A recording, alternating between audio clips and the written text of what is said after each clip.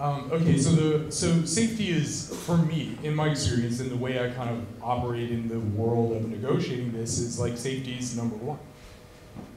So obviously you have to have safer sex protocols in place. You have there's all this like nitty gritty, like really basic but super important stuff for you. So apparently I'm running the play party tomorrow night.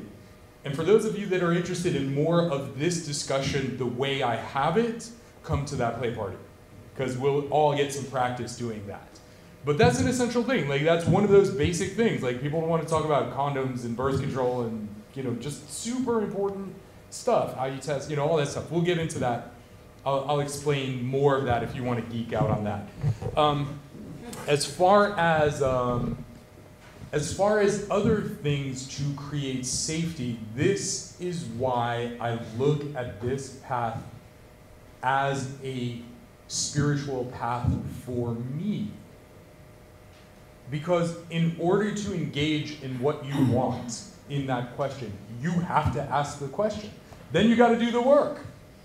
What do you want? Why do you want it? Why do you want to love? Are you happy with the fucking person you're with? Then what are you worrying about?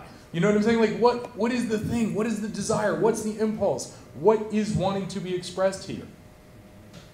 Then, as I'm coming to terms with that, I start to create what are the things I need. Because it doesn't matter what I need to feel safe. It matters what you need to feel safe. And if what we need to feel safe works and we get some overlap, awesome. Right? So this is like where the more difficult work is like really, what do you want? Why? And then how do you create guidelines, policies, and procedures like any business has, you know, where you know, like, okay, well, this is how this is what I need.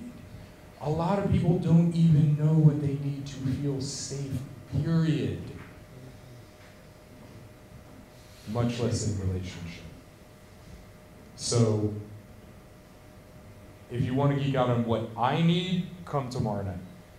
If you just want to geek out on what you need, which is far more important, also come tomorrow night, because then you'll get some practice.